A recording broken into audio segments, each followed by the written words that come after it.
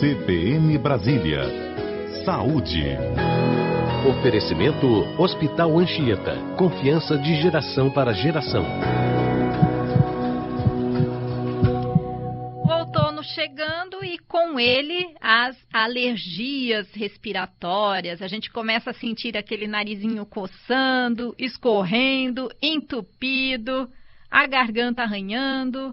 Pois é, só que muitos sintomas respiratórios, podem ser confundidos também com sintomas da Covid, como a própria rinite e a sinusite. Para nos explicar o que é o que aqui nessa história, a gente conversa a partir de agora com o médico otorrinolaringologista Diego Barbosa, que já está em contato conosco. Muito bom dia, doutor Diego. Bom dia, Meire. Bom dia, ouvintes. Essa fase aqui, do outono, o início da seca, é típico, para quem tem esse tipo de problema de alergia, doutor Diego? Justamente.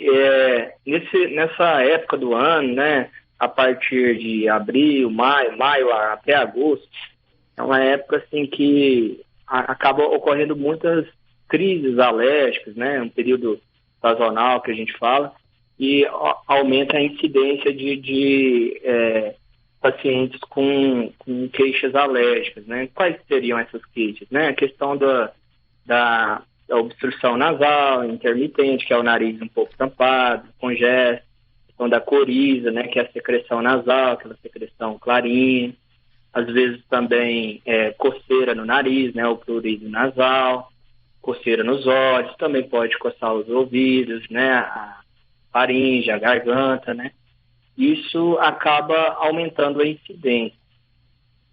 O problema, que o Covid, que está também afetando muito a nossa sociedade nesse momento, que está causando, deixando todo mundo um pouco mais estressado, acaba tendo sintomas semelhantes, que é até difícil diferenciar.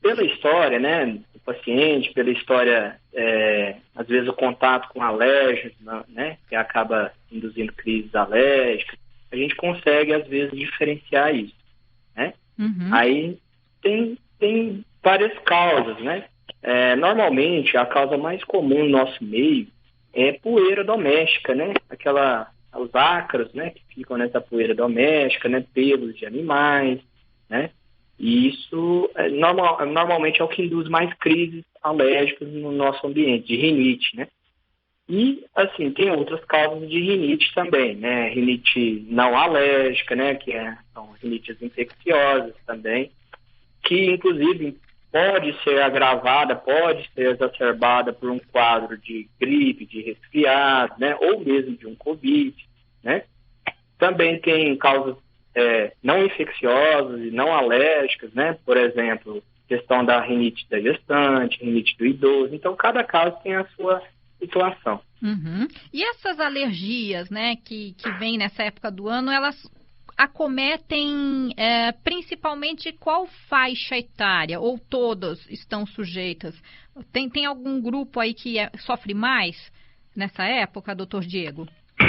Sim, todas as faixas etárias estão suscetíveis, a ter uma resposta alérgica com o contato dos alérgicos, mas principalmente a faixa etária pediátrica, as crianças, até lactantes, que é aquelas que estão ali ainda no leite materno, às vezes acaba tendo mais sintomas nasais, obstrução nasal, coriza, aquilo que eu falei, E às vezes isso confunde, com a maior incidência também nessa faixa etária de gripes e resfriados, de infecções de vias aéreas superiores.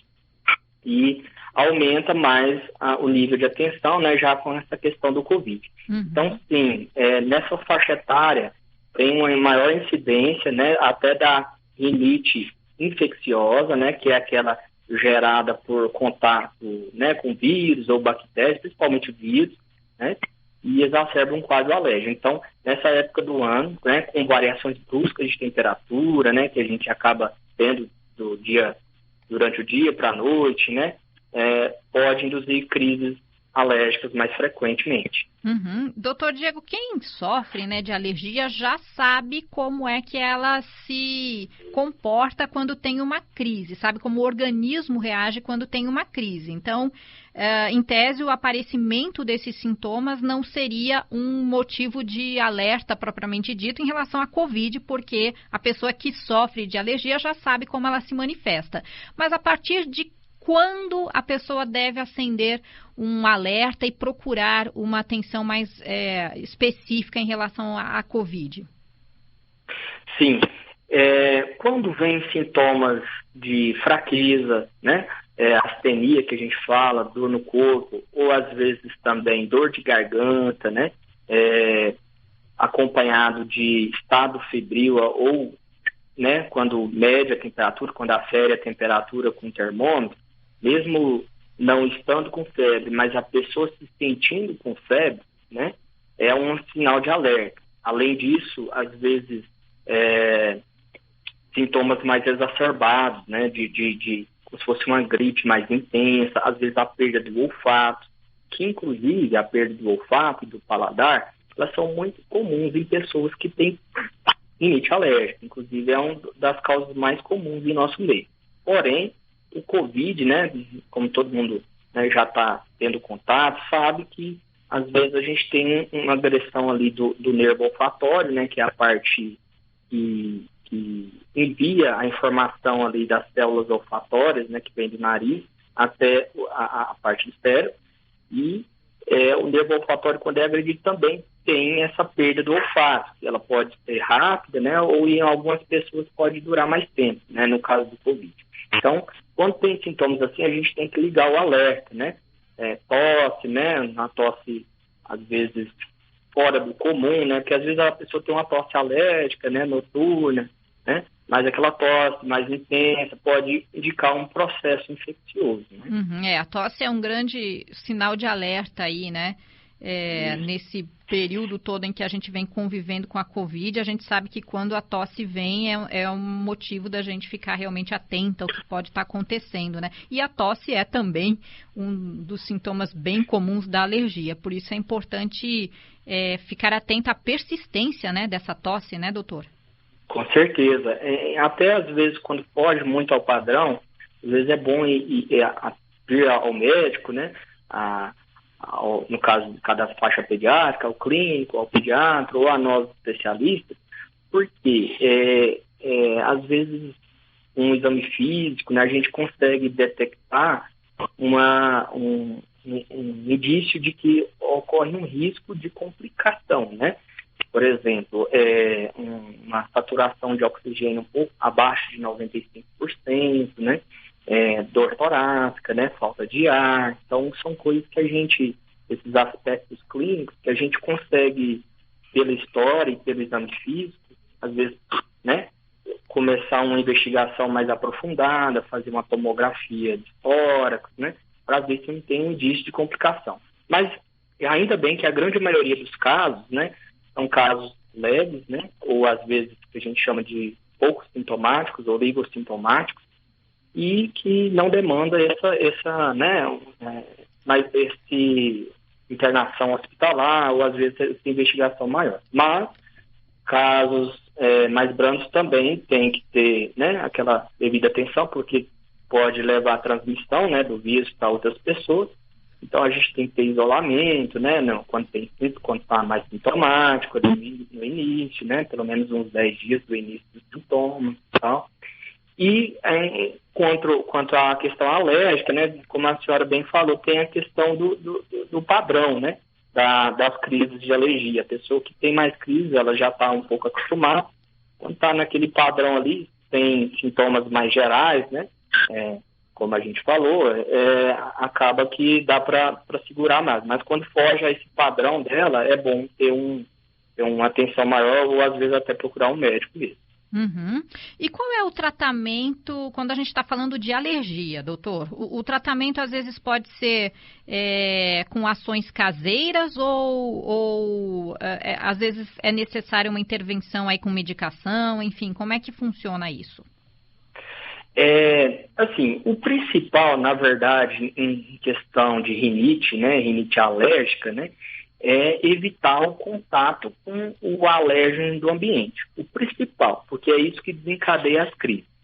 Então, isso faz parte do tratamento. Como fazer isso? Evitar, então, contato com poeira doméstica, que é o mais comum, né, deixar o ambiente sempre limpo, evitar, quando a pessoa é mais alérgica, evitar contato com pelos de animais, né? Às vezes, as próprias proteínas que os animais soltam no ambiente acaba desencadeando crises, né? Barata também, deixar o ambiente sempre limpo, trocar roupa de cama, né? Então, isso são fatores que tem que fazer. Evitar mofo, né? O mofo também dá muita crise alérgica, evitar uso de ventilador, que acaba espalhando, né, esses aeroalérgenos, né, que eles têm baixo peso molecular, eles espalham muito facilmente no ambiente, eles estão muito facilmente absorvidos pelo trato respiratório. Então, acaba sensibilizando mais pessoas que têm predisposição. E o ar-condicionado, doutor Diego, que a gente vem usando muito aí nesses dias de calor? É outro fator, né? Infelizmente. Ele acaba ressecando, né, o ambiente, e essa variação de umidade acaba também gerando crises, né? Tem pessoas que têm mais crises em ambientes mais úmidos, né? Até por conta do mofo. E tem pessoas que têm mais crises em ambientes mais secos, que aqui é o mais comum na nossa região, né? Então, o ar-condicionado piora essa umidade do ambiente, e com isso diminui, faz com que a mucosa fique hiperreativa, né, aumentando crises alérgicas. Tem tratamento, assim, lavar o nariz é uma coisa que ajuda bastante, né, no caso não com água, mas com soro fisiológico, é uma coisa que ajuda bastante a prevenir crises alérgicas, né. Tem outros tratamentos que a gente lança mão quando a crise quando o paciente está mais sintomático, né, que é usar corticoide nasal, né, que ajuda a diminuir a irritação da mucosa nasal. E às vezes antialérgicos, né? Essa limpeza nasal com soro que o senhor mencionou, ela é bastante eficaz, né? Com certeza, ela previne, inclusive, a incidência de sinusites, né, de infecções. Além de prevenir crises de alergia, ajuda a hidratar o nariz, né, ajuda a respirar melhor e, inclusive, previne infecções, né, do trato respiratório. Ela é só um pouquinho difícil de fazer, né? Eu já tentei algumas vezes, mas eu me atrapalho toda. Questão de pegar o jeito, né, doutor Diego? Com certeza. Quando o método mais fácil, né, tem uns dispositivos que já vêm prontos, né? E é só aplicar ali no nariz, né? Que tem várias marcas, né? Pessoal, os laboratórios fazem, então, e tem outros, assim, você pega o soro mesmo, né? Pega uma seringa, eu costumo, dependendo da faixa etária, né, um volume maior, e aí peço sempre para o paciente manter a boca aberta, né, para não engasgar, e jogar no nariz o soro mesmo, joga um jato, né, é claro que crianças, bebês, tem que ter volume menor, né, com certeza, e adultos um volume maior, mas sempre mantendo a boca aberta e também não fazendo inspiração, né, não respirando durante a lavagem do nariz, mas fazendo tudo dessa maneira, acaba ajudando a lavar. Quando lava assim, faz soro na mesma fossa nasal, faz soro pelo outro lado, sai pela boca. Mas lembrando, mantendo a boca aberta, né, para não engasgar. Claro, e essa dica vale para todo mundo, não só para quem sofre de alergias, né, doutor? Com certeza, isso é um hábito que todo mundo deveria fazer, né, para prevenir justamente crises, né? E limpar o nariz é um hábito de higiene, né? Como vai escovar o dente, após escovar o dente, vai ali e lava o nariz também. Uhum. Né? E a ingestão de água, doutor Diego, é um fator preponderante para evitar o surgimento de crises alérgicas? Com certeza. Além das crises alérgicas, da questão dos resfriados, né? Quanto mais hidratada a mucosa do nosso corpo estiver, menos irritação, né, ela vai ter, menos crises vão ocorrer. Não é só do nariz, né? Aí é de toda a cavidade oral, né? Da faringe, da laringe. Quanto mais que a gente está hidratado, melhor para prevenir crises de alergia e resfriados, né? Infecção de vias aéreas superiores.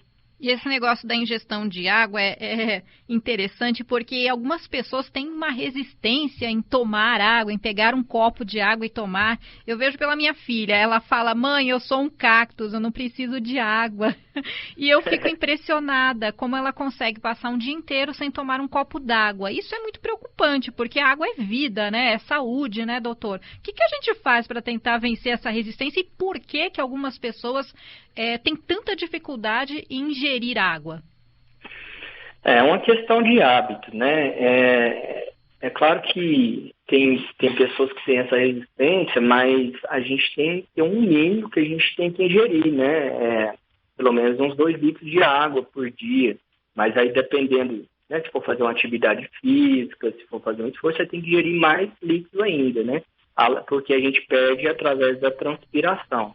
Então, assim, quando, por exemplo, crianças, né, no seu caso, tem aquela dificuldade, às vezes fazer umas estratégias, né, um pouco diferentes, usar sucos, né, às vezes ali no alimento, colocar um pouco, né, um pouco mais, principalmente frutas, né, pode usar frutas que têm mais hidratação, e aí vencendo essa resistência, mas é importante sempre estar oferecendo, né, para a criança criar esse hábito, né?